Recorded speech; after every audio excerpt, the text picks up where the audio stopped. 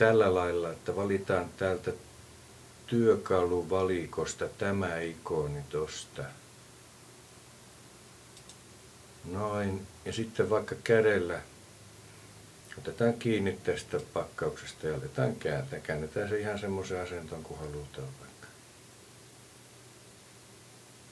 Jätän sen vaikka noin. Mutta nyt jos me halutaan se takaisin siihen, että se on niin kuin edestäpäin. Sitten me voidaan, täällä on tämmöinen ponnahdusvalikko. Tästä valitaan front. Jolloin se automaattisesti palauttaa sen tohon. Ja sitten me voidaan tähän lyödä arvoja tähän ylös. Jos me laitetaan tuohon x-akselille vaikka -20,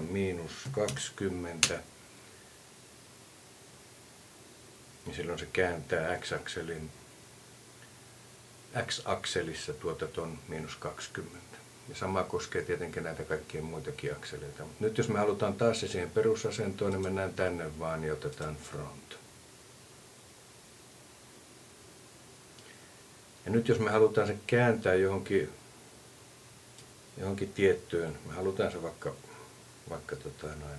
ylös alasin näin, jotain tarvetta varten.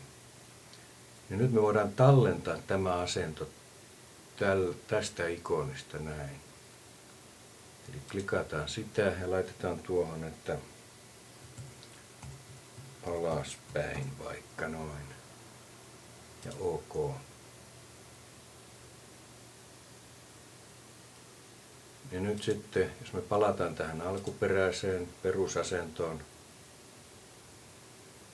näin, niin nyt me voidaan koska tahansa sitten ottaa tämä, mikä mä äsken just loin, tämä alaspäin, ja laittaa se siihen. Eli se on aina tallessa tuolla tuo. Ja sitten taas, jos mulla on täällä myös tämmöinen kuin makaava, minkä mä tein, eli jos mä klikkaan sitä,